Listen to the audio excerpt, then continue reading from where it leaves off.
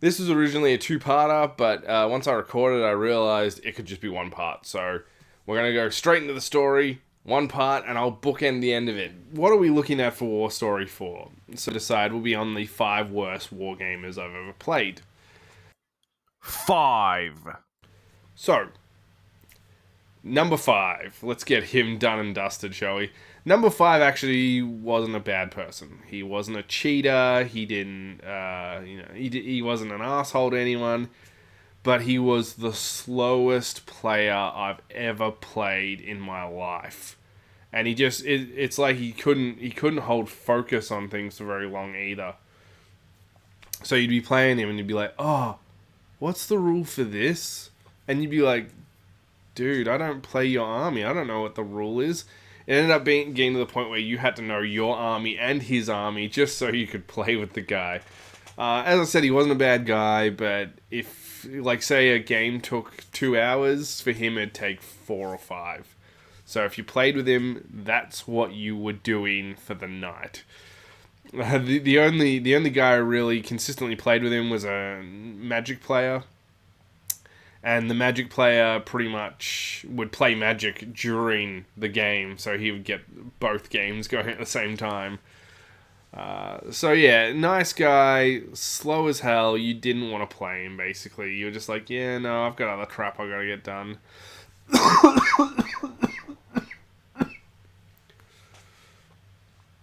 So yeah, that was number 5.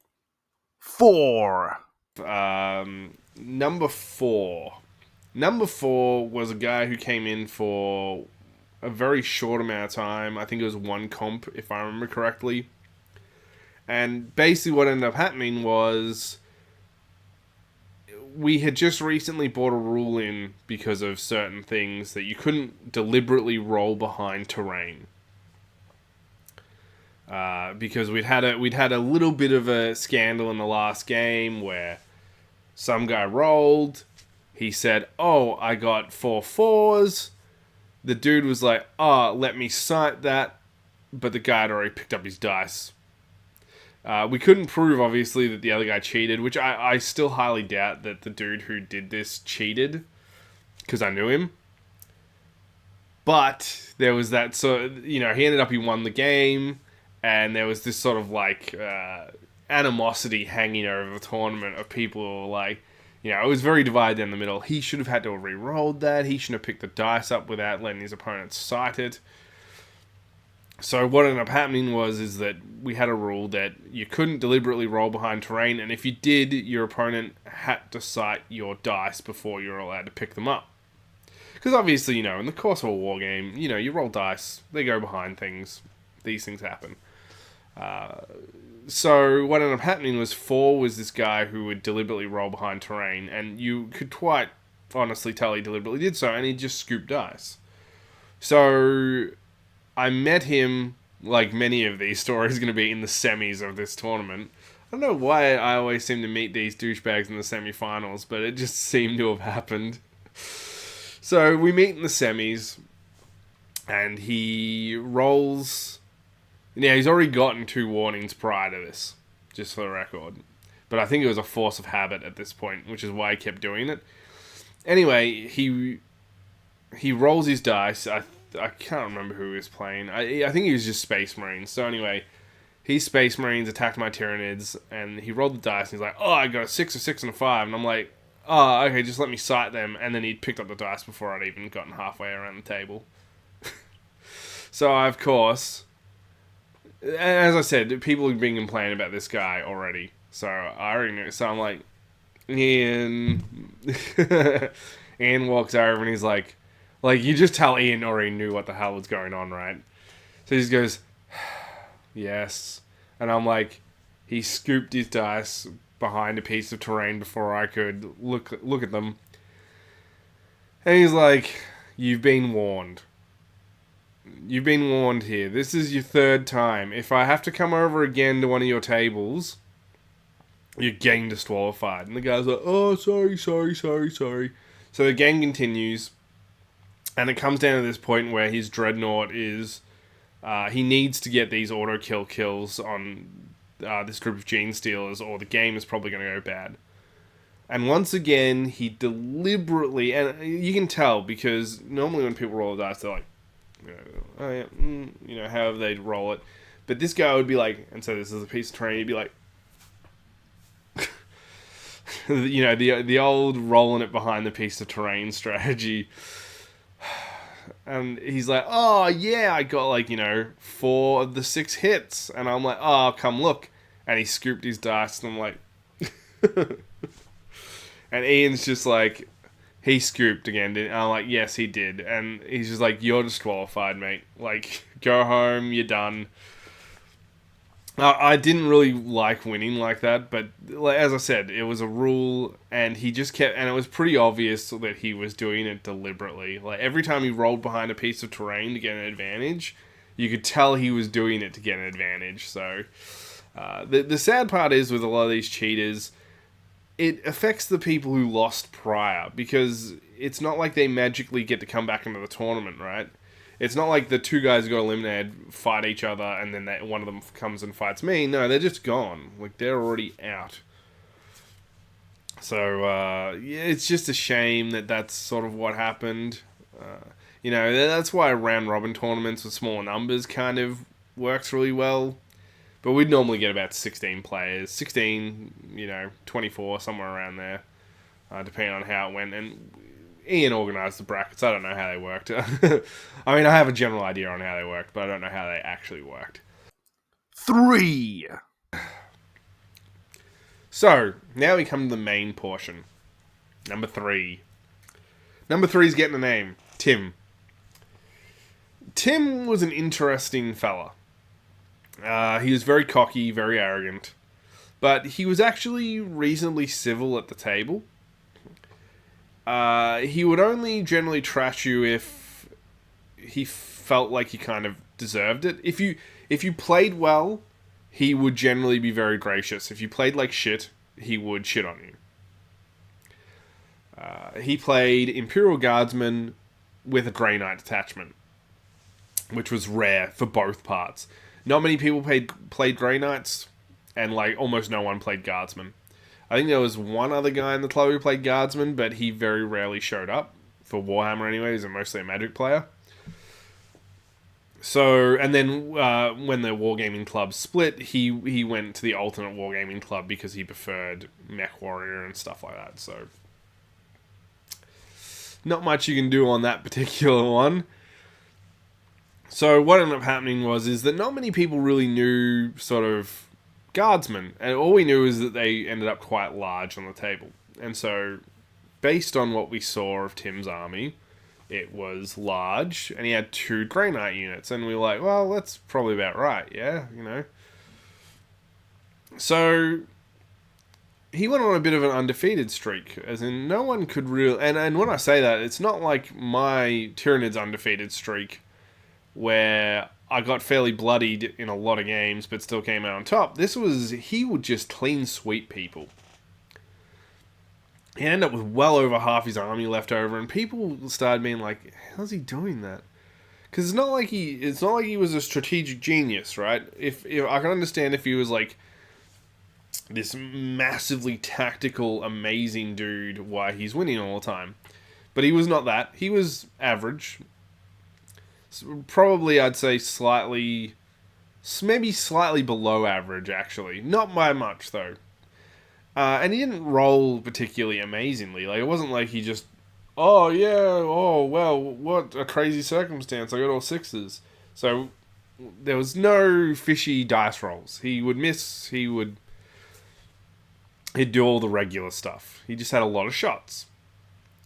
So, we all sort of sit down at one point, because as you know, in a wargaming club, or in anything, little groups of people form. So, I'd say I was probably part of the main group of about 12 people that consistently showed up. And Tim had his own little group that was with, number 1 was one of his main ones, Goliath, I'm going to call him, and we'll get into why I call him Goliath in a later video. And Goliath had 2 cronies, and those cronies, so they had this small little group of maybe 5 or 6 people that, people found distasteful to play. is generally how it worked. So what ended up happening was that we're all sitting down, we're like, something's up with Tim. And so one of my buddies, Frost, who really good friend of mine, he got really suspicious, like really sus on Tim. He's like, something is off about this guy. He's like, oh yeah, I lost to him. Frost played Corn. He's like, I lost to him, but I lost to him way too hard. Like, there's just something off about it. I barely got anything done. I just felt like I got completely rolled, and he's like, that just doesn't really happen that often. And you know, yeah, it's pretty true. Not many people just get completely rolled in wargaming. It does happen on occasion, but not consistently. So Frost sort of went around, chatted to some other people in the club, and he came back and he's like, I think he's point cheating. And I'm like, oh, really? He's like, yeah, I don't know how much by, but I'm sure he's point cheating because he keeps winning with well and truly over half his army left. How else would he do that? So I was like, yeah, fair enough. And I continued on with life. Unbeknownst to me, Frost went out and he bought the Grey Knights Codex and the Imperial Guards Codex. And he started like fishing for information over the next couple of weeks. So he would, he'd walk over and Tim would be having a game and he'd be like, oh, what are these? What are these guys? Oh, yeah, these are guardsmen with this and this. And oh, awesome, great, yeah. And so he would just covertly sort of drop in and fish for a bit of information here and there. And then near the end of it, Tim was like, sort of like, oh, what are you doing? He's like, oh, I'm thinking about getting a guardsman army, but I'm on the fence about it. And the funny thing is that Tim was like, oh, yeah, nah, don't get a guardsman army, man. They're difficult to use.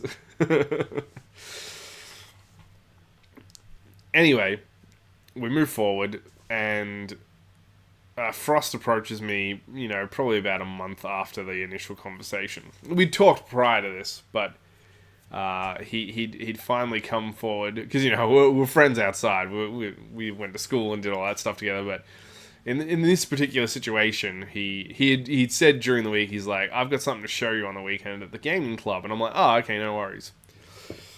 So he shows up and he pulls out this list, and he's like, here, and I'm like, I look down, I'm like, a guardsman list, and he's like, yep.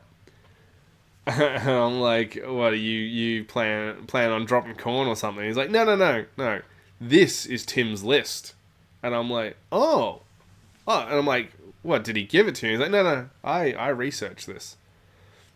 He's like, look at the point total at the back. So most of the games in the club were 2,000 points. That's how we generally all played. Just because once you get over 2,000 points, games tend to stretch. So I looked at the point list and I go through and I'm like, are you sure this is correct? And he's like, I'm absolutely positive. So I look at the points, 2,600. Roughly. It was actually 2,526 or something like 2,550 something, I think it was actually. Yeah, 2,556 I think it was. And I'm like, you're absolutely sure that this is correct? He's like, I've done the maths multiple times based on what Tim has told me about his army. That's definitely what it is.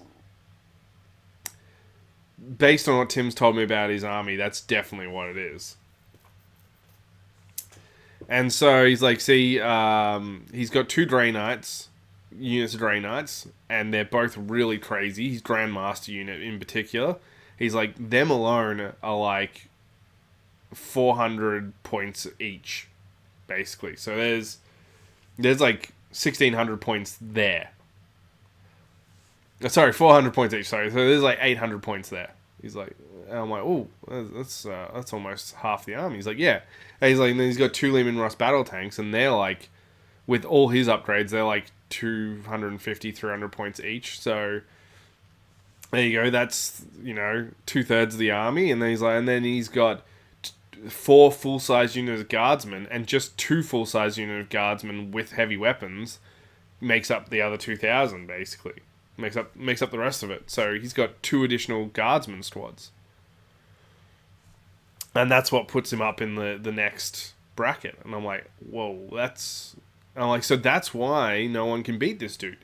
He's just this massive points cheater. So anyway, Frost is like, I got him this time. I'd also fought this guy prior.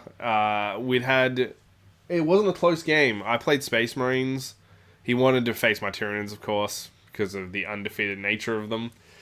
But after Frost had, because this was a couple weeks after Frost had gone, I think he's a point cheat. I didn't want to face him with my Tyranids and have them have a loss because some dude's cheating on points. So I played with my Space Marines, and yeah, I did not do great. I did have this insanely strong command unit that ripped through a good portion of his army, but by the time they'd done a lot of damage, there's just too many guardsmen left and one battle tank, so he just eventually he failed enough saves to die. So Frost walks up and he goes, "Hey man, I want to play a game." And Tim goes, "Frost, mate, come on. This is the third game we've had. This will be game 4. We've had 3 before this. You haven't got anywhere close to beating me. Why would you even bother at this point?" And he's like, No. I think you'll find I've got a pretty good chance this time. And he's like, okay. And he's like, "Can I have a look at your army list?" And so Tim's like, yeah, sure. And he pulls out this list. And it's got no point values on it, for one thing. And secondly, it's missing half the units. So, like, he has 1 year of Grey Knights on the list, but he's just got ×2 written next to it. And then it's the same with the other 2 units of Guardsmen. And the unit and the Lehman Russ. Just ×2 written next to the stat blocks. So Frost is like, yeah. So here's the thing. And he just, like, slaps the point list that he made down on the table, and he's like, this. You're aware of a points cost and all this kind of crap and everything. So once we sort of boiled it down, he had to drop 2 units of Guardsmen, and I believe one of his battle tanks to field his army. And so the game began, and Frost rolled him. It was not a close battle this time. Frost did very, very well at strategy, and so he ended up, he got a dominant victory. That being said, nowhere near as dominant as any of Tim's victories, but it was a clear win for Frost. And I'm not going to say there was cheering or anything, because then we're going into that happened territory, but there was definitely some, like, he attracted the attention of a lot of people who'd got their ass kicked by Tim in the past after he'd sort of made a very large announcement that Tim was a bloody point cheat and forced him to play his actual army. So people were like, yeah.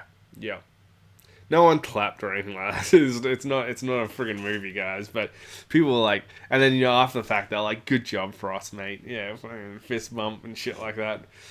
Not all at the same time. They came up at different times of nights, and like, we're so glad you got that guy. And so that was Frost's finest wargaming moment. It was amazing. He absolutely nailed the dude. And honestly, Tim's reputation dropped like a rock.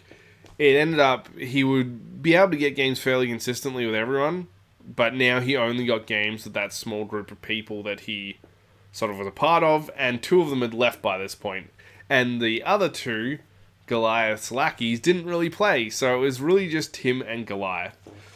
I will finish up the exact full stop on Tim's story during my story on Goliath, but he didn't really hang around for super duper long after he got called out, which makes sense. I mean, he wasn't able to field his army anymore because people were like, no, we know this bullshit, mate. So yeah, that was about it for Tim. That's Frost's finest hour. 2. So let's get number 2. Bang, done and dusted.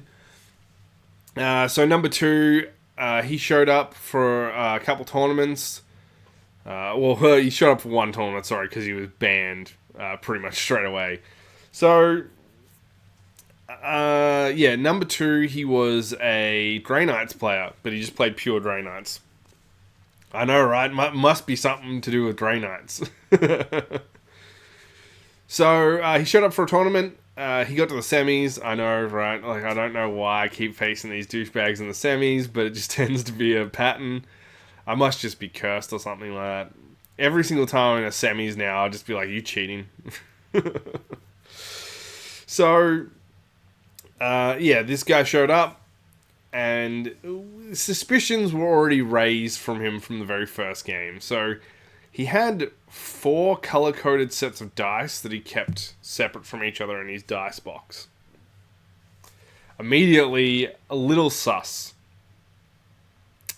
And then so what ended up happening was I was talking to one of the guys who got eliminated in round 1 just before the semis, and he's like, something's off with that guy. Like, he's like, I know he beat me, but he just seemed to roll exactly what he needed when he needed to. And I mean, he's like, there was this one point where he needed to make 3 5+ saves, and he hit all of them.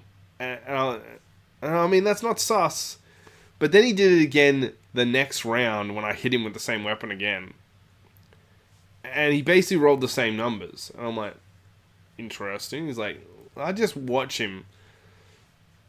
And so I'm like, is there anything else? He's like, yeah, he rolls behind terrain and all that stuff, even though he will let you sight the dice if you say, I want to sight them. So he attempted to do the roll behind terrain, got a warning, and then realized he wasn't able to do it after the first game, so he stopped doing it. He also had a bit of a hullabaloo at the start of the game, like at the start of the tournament. Ian was like, oh, you do realize that you're like 300 points over cost, right? With this list. And the guy's like, oh, sorry, that's my other list. And so he then pulled out this second list and was like, here you go. And then Ian's like, yeah, sure, mate. Yeah, okay, this one's fine. So what ended up happening is that people were already a bit sussing him, but it comes to the round. And so anyway, he would do these things where, you know, he had like, we'll just do them base colors. So we'll say he had like a red set, a blue set, a yellow set, and a green set.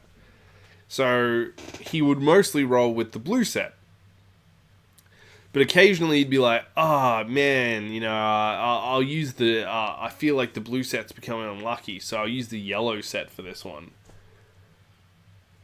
Or I'll use a couple yellows, or whatever. You know, he'd sort of cut the dice together, which was a bit sus. And I started noticing a bit of a pattern. The yellow dice always rolled sort of mid-range. The red dice rolled badly, like consistently badly. But he would mostly use them for leadership checks. And then his green dice would roll well, like 5s and 6s. Consistently. So anyway, he's rolling these dice. And so at one point he's like, we're coming up to this relatively pivotal moment. And so he's like, oh, I'll use green and yellow for this. And shockingly, he hits all of his attacks on this particular thing. And the greens, once again, quite high, and the yellows scored mid. But he only needed mostly mid hits. He's hitting on 3s, I think.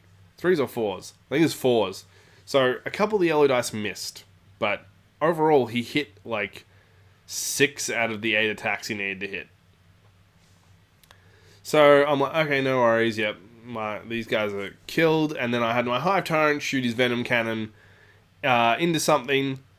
And he ended up, once again, 3 green dice, and he passed all his saves. So at this point, I'm like, okay, something is up here. So I'm like, Ian. He's like, and Ian comes over and he's like, what's up? What's up, Vamps? And I'm like, there's something up with this guy. And he's like, what do you mean? And I'm like, well, I don't know. He just seems to be rolling exactly what he needs all the time. And Ian's like, well, you know, that's luck, Vamps. And I'm like, yeah, I understand that. I'm like, but his green dice always seem to roll high. I'm like, can he just roll those dice just in front of us just to put my fears at ease? And Ian's like, and so he turns to the guy and he's like, well, can you roll your dice, please? And the guy's like, oh, yeah, sure. And he goes to pick up the blue dice, and Ian's like, no. I think the main complaint is about the green dice. Can we roll them? Thank you. And he's like, yeah, sure. How many would you like me to roll? He's like, I don't know, just pick up a handful and roll them. So he picks up like 2 dice and he rolls them, and 2 sixes. And he's like, all right, roll them again. 5 and a 6. Roll them again, 2 sixes. And he's like, get another 4 dice for me. And so the guy grabs 4 dice, and you can tell this guy is like sweating like fucking crazy now. Excuse me. This guy's sweating like crazy now. He's like, I don't really feel like I want to roll the dice anymore. And he's like, and Ian's like, roll them. So he's now got 6 dice. He rolls them, and he gets 4 sixes and 2 fives. So Ian picks up 2 of the dice and just starts rapidly rolling them, and they don't go below a 5. And then he picks up the yellow dice and he starts rolling them, and once again 3s and 4s all the time.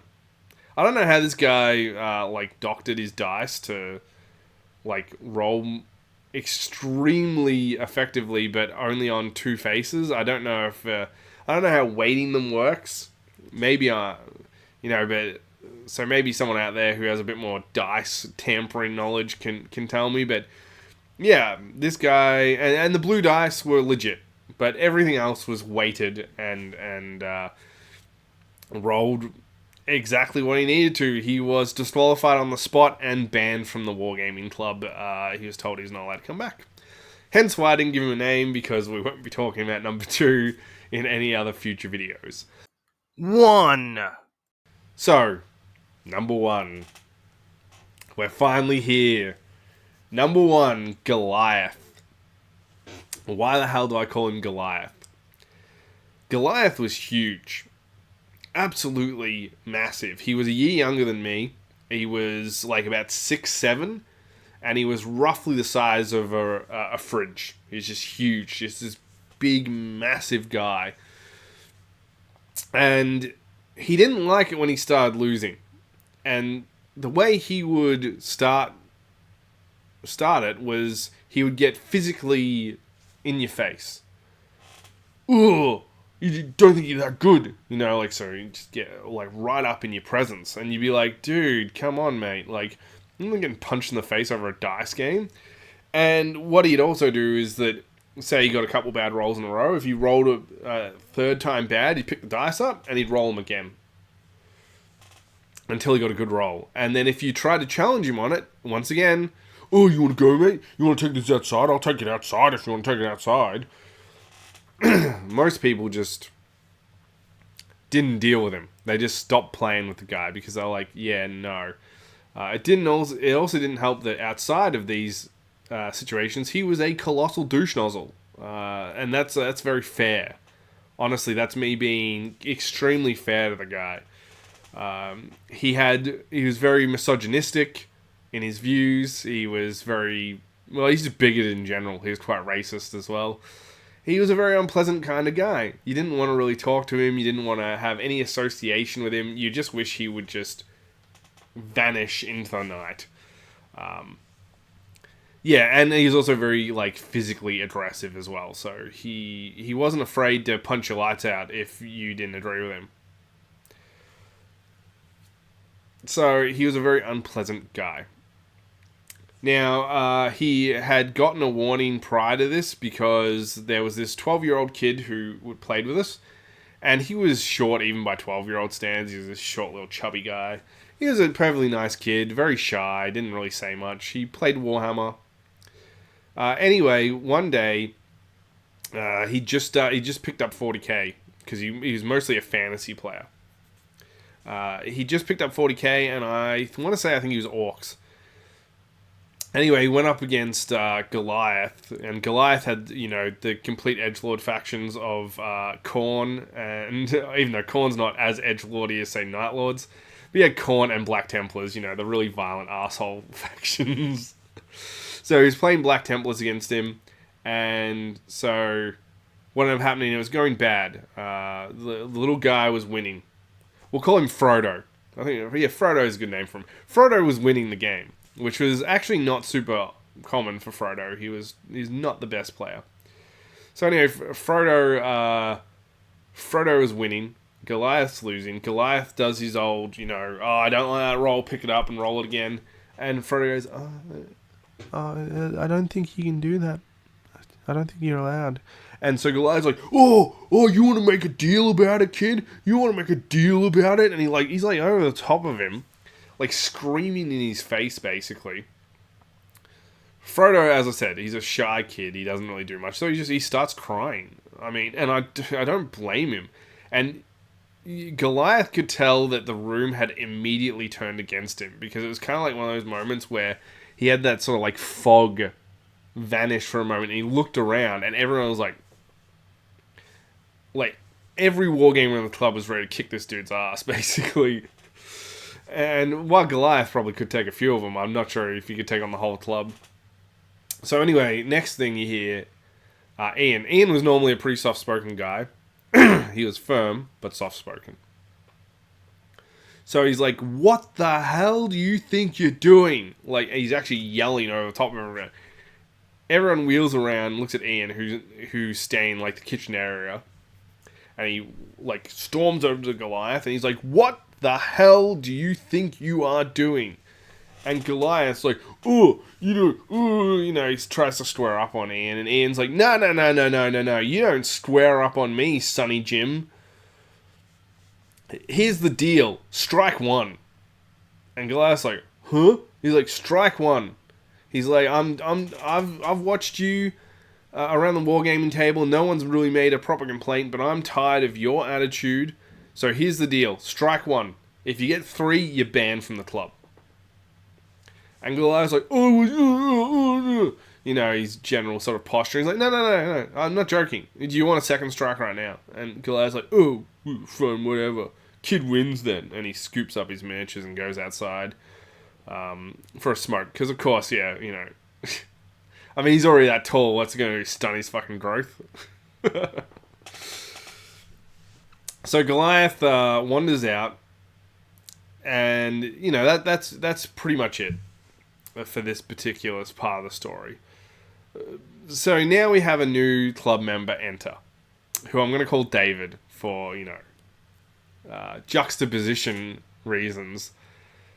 David was almost the complete opposite of Goliath, actually. He was very stoic, didn't say much.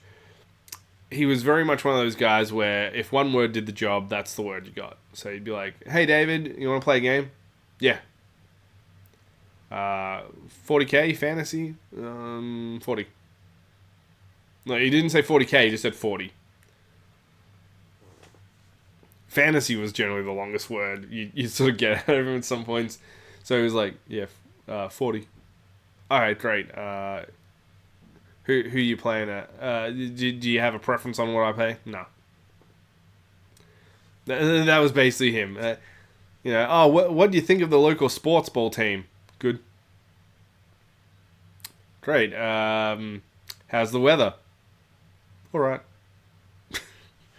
So, yeah, but he was fine to play with, if you're like, he'd pretty much go, I'm going to shoot these guys. These guys shoot those guys. A charge, So he would be more vocal in the game, but generally he would, he wouldn't do trash talk, he wouldn't do anything. If you said, oh man, that was a great strategy, David, he'd be like, yeah, I know. Or he'd just be like, yep. And then, at the end of the game, he'd be like, good game, and shake your hand, and then he'd just wander off and go and play with someone else or whatever. He was a fine guy, he had no problems. He was very good, actually. He was probably one of the better players in the club. He almost stole both my win streaks from the Tyranids and from my just Warhammer Fantasy win streak as a whole. So he got very, very close, and I was very nervous playing him. So where does this Goliath thing come in? Well, David's main army was Sisters. Sisters of Battle, as they'll call it at that point. I think they're Adept Sorcerer. I can't say it. Sorceress? Saucerana? Marinara sauce. Yeah, there we go. Adept marinara sauce, I think they're called now. So he played Sisters at the time. And so what ended up happening was there was a tournament that was scheduled to come up. And David happened to be entering at the same time as Goliath was. And so Goliath was like, oh, what are you playing? He's like, Sisters. And so he's like, oh, fucking Sisters? Sisters? Are you serious? He's like, they're not fit to fight. They should be doing the freaking cooking for my faction. I'm not joking.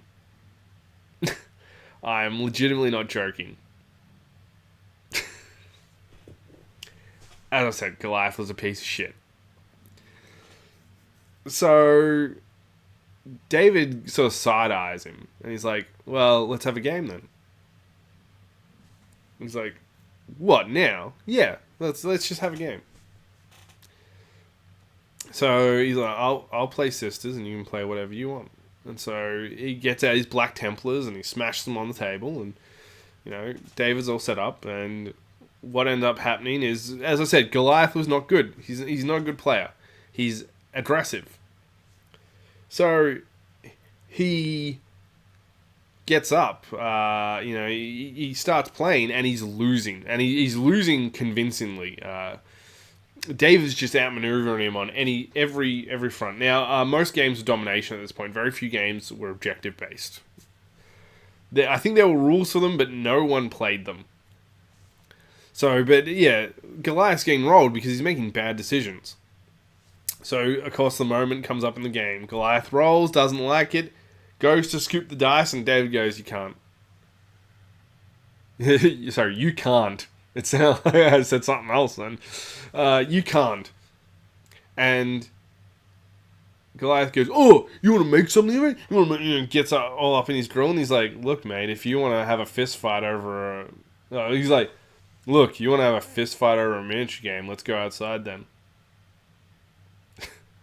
And he just stares him down. And mind you, like, David's probably about 18, 19, I'd probably say. But he's like, he's shorter than I am. He's like here on me.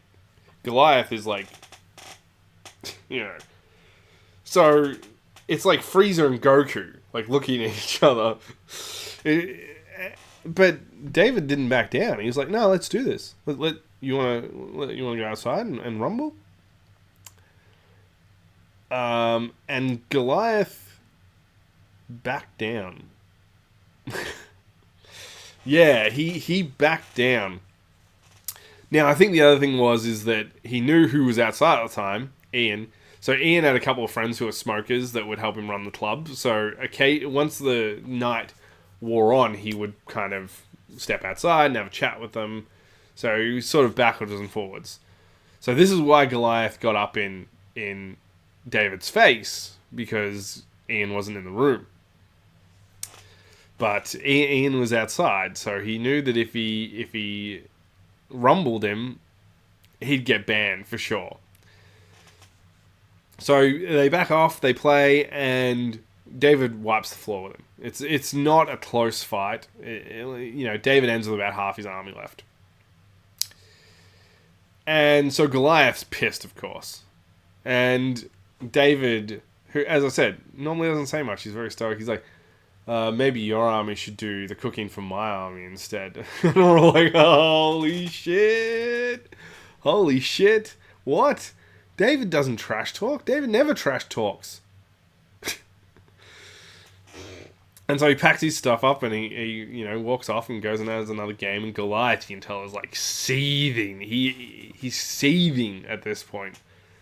Not only did he lose, not only did he get his ass kicked, but by Goliath's stand, he just got his ass kicked by an army of women.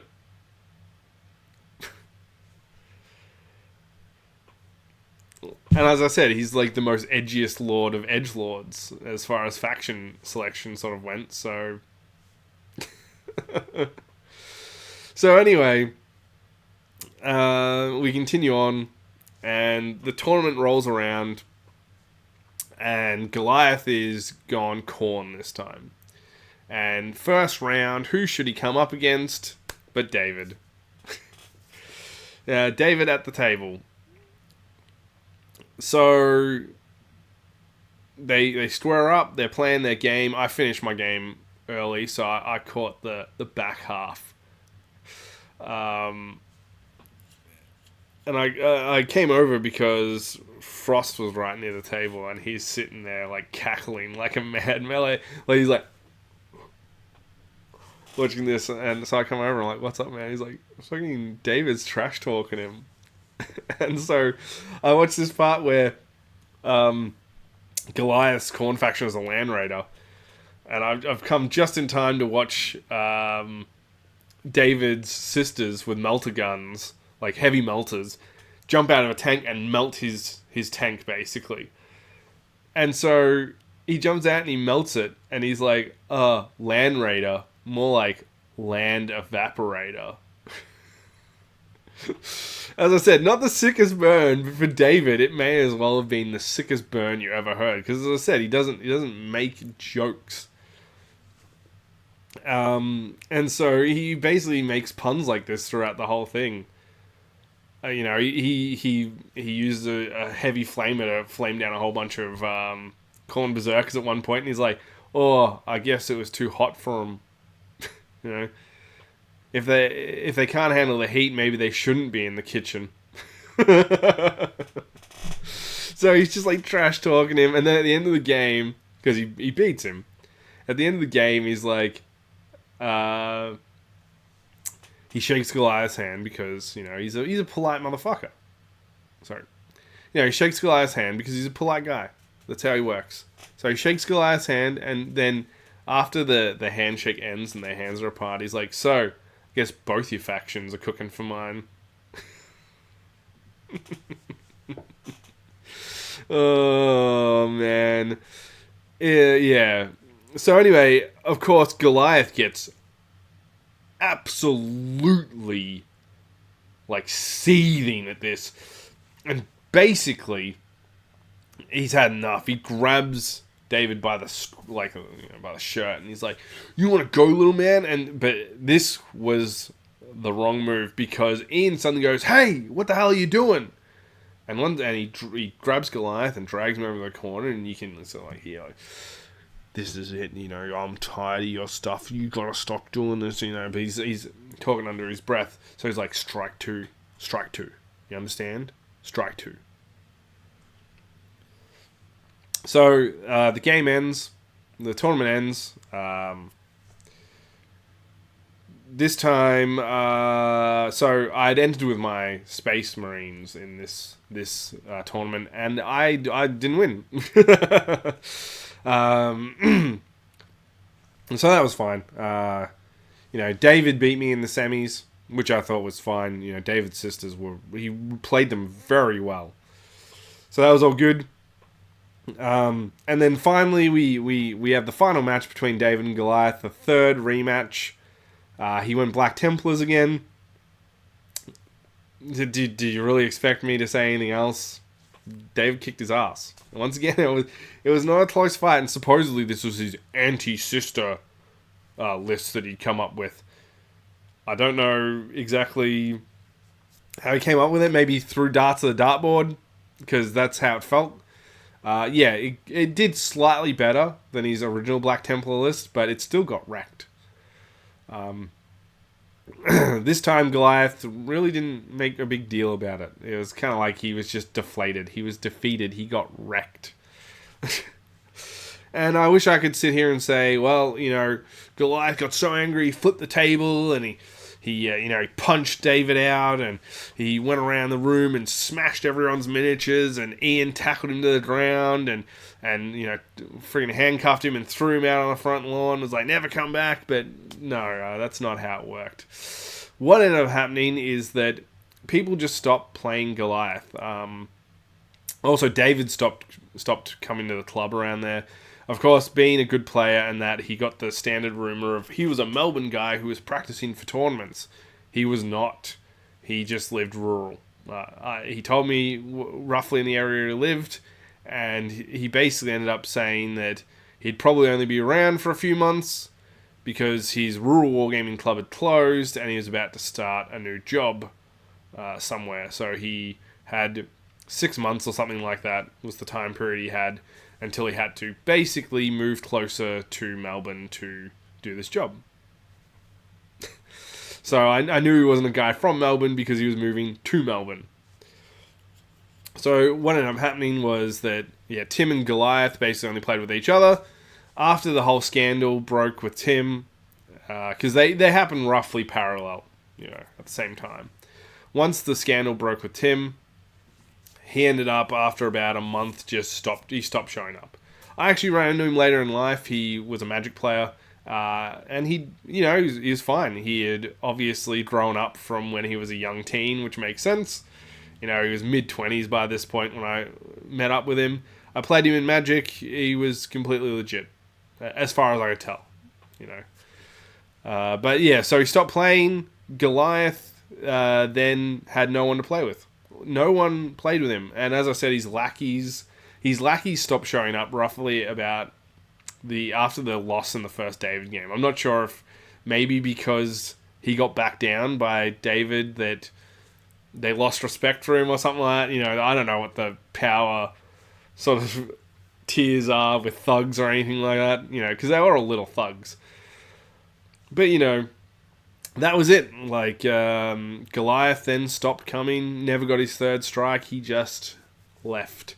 I did see him at one point in town when I was much older. He still seemed to be the same douchebag he was prior to that. He was yelling at someone in the street. Everyone was giving them a wide berth, obviously. And that was about it. That's pretty much where the story ends for Goliath. And that's the worst players I've ever played. Thank you for joining me. Please feel free to leave a like if you enjoyed the video, or subscribe if you're enjoying my content. That lets me know I'm doing a good job. And I'll see you guys in the next video. Now, before we actually do end up going, I do have to do a little something at the end here. So, the story we just heard, sadly, there is one unhappy ending. So, my friend Frost sadly passed away in 2022 with a long-term battle against cancer. I'm not going to go into great detail on what that was, but obviously it was not good. Frost was a very good friend of mine. He was a better brother than my actual brothers, and I miss the guy. He was taken far too soon from all of us.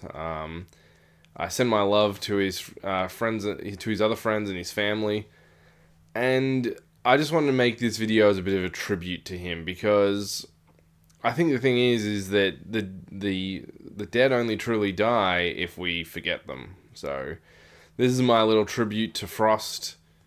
I hope that wherever he may be, he's enjoying himself. And I just want to say, Valet Frost, thank you for joining me, everyone.